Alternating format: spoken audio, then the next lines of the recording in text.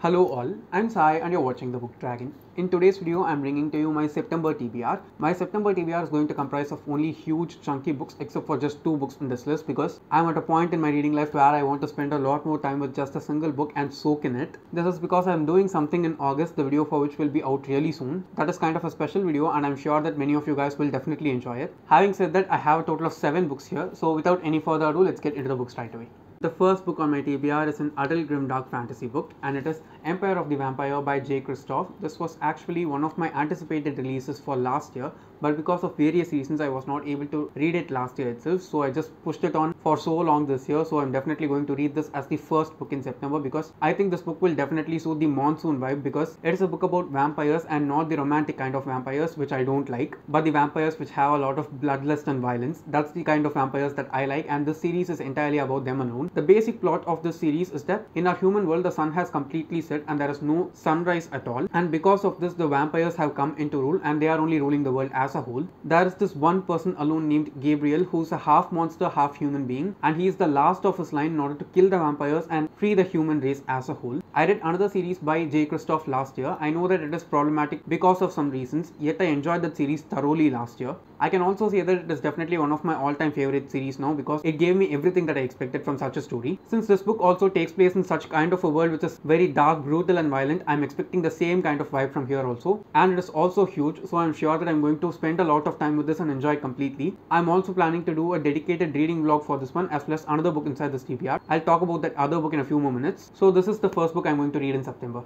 The next book is another adult fantasy book and it is Fire and Blood by George R.R. Martin. The only reason why I want to read this now is because House of the Dragon is out, and by the time I'm filming this video the first episode is only out. I watched that episode and I'm totally stunned with the series, so I just want to read the original source material before I finish the show, because with Game of Thrones I watched the first 7 seasons and then I went forward and read the books, and after that I came and watched the last season, which was totally a bummer. I don't want to have the same kind of experience where I watch the adaptation first and then read the book, because I know that it is not possible to cover everything that George R.R. Martin does in his books in the show, because this world is very huge in its scope and there are a lot of things to remember continuously. So I want to read this first before I finish watching the show. At the same time, I started reading this once last year and I got through 10 to 20% of the book, but after that I was not able to keep track because there were so many names, and since it is about the Targaryens, all of the names are very exotic and super difficult to pronounce, and because of that I'm going to do the audiobook of this one. Otherwise I know that I will definitely get mixed up with the names in my head and it will just make the reading experience even more difficult for me, which I don't want. My brother has actually started reading this one and I think he'll be finishing it before I do. Even though this is not that much of a priority for me to read in September itself, I'm hoping to finish this as soon as I can because it has been sitting on my shelf for over 3 years now.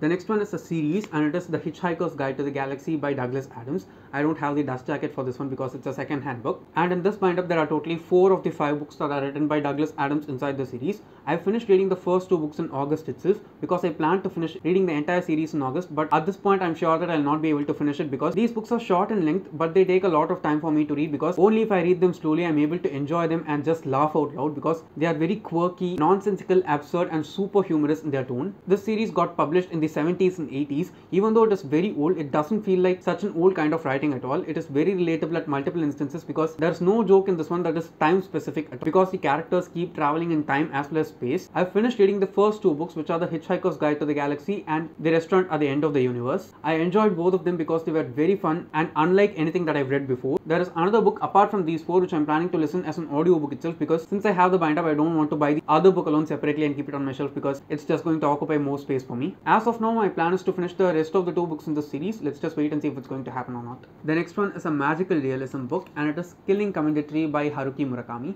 I read one other novel by Murakami in the beginning of this year and it is Kafka on the Shore. I enjoyed the experience of reading that book so much. Ever since I finished reading that, I have not picked up another Murakami because I don't have any other books of his other than this one on my shelf, and I'm not that much inclined to buying any more new books because I have so much on my physical TBR already and I'm trying to eat them up first. In that way, I'm planning to read this in September because I started reading this in July and I got through like 10 or 15 pages only. It was good, but I was not in the mood, so I did not want to spoil the experience of reading this book because I know that this author's writing will put me in some kind of a trance which will just make me enjoy the story no matter what happens there. So here we follow a main character who's an artist in his 30s and he's been abandoned by his wife. After he's been abandoned, he gets this opportunity to live in this mountainside house that was actually the property of an artist, and when he lives there he just discovers this mysterious painting on the attic, and after he discovers that the painting is there in the house, many mysterious and strange things start happening, just like in most Murakami books. I've read just like a handful of Murakami books before, but of those I just remember 2 or 3 properly. Kafka on the Shore obviously is one because that's the latest read of mine from him. Apart from that, I've read his short story Birthday Girl and 2 or 3 of his novels, of which I don't remember anything at all. That's because I listened to them as audiobooks, and from my experience after reading Kafka on the Shore, I understand that this author's books need to be physically read by me because otherwise they don't work at all. I really do have very high expectations for this one because I loved the reading experience when it comes to Kafka on the Shore, even though it was super weird. Since it is happening on the top of a mountain, I think it will also suit the season in which I'm going to read it. Let's just wait and see how it is going to be.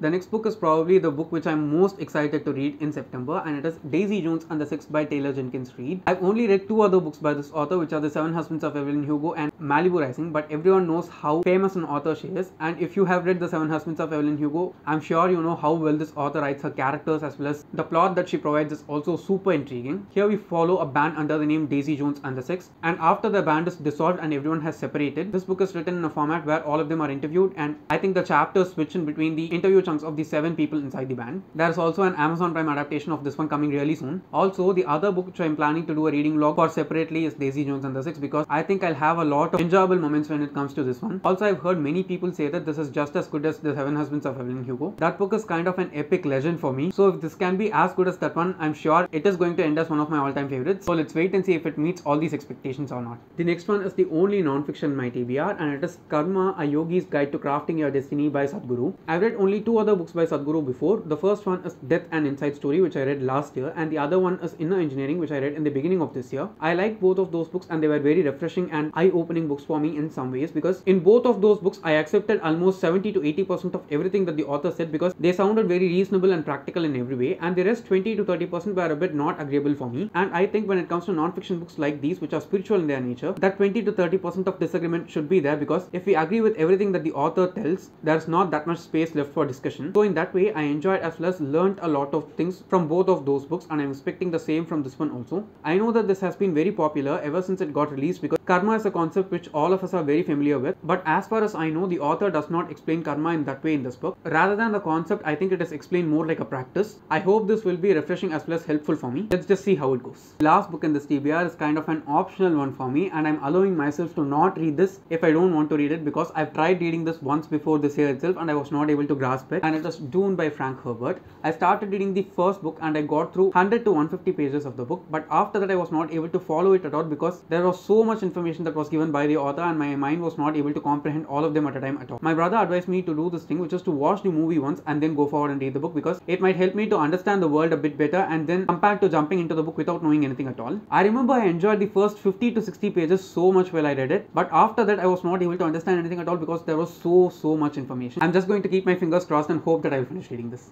So yes guys, those are all the 7 books in my September TBR. I'm hoping to get to all of them, but I'm not sure whether I'll be able to do them or not, especially Dune. And if you've read any of these books, please do let me know down in the comments how they are and what I can expect from them. And don't forget to leave your September TBR also if you have one in the comments below, because I'd like to know what you're going to read. And if you did enjoy watching today's video, don't forget to give it a thumbs up and also share it to your friends. If you want to get more content from me, do subscribe to the channel. Thanks for watching and have a great rest of your day.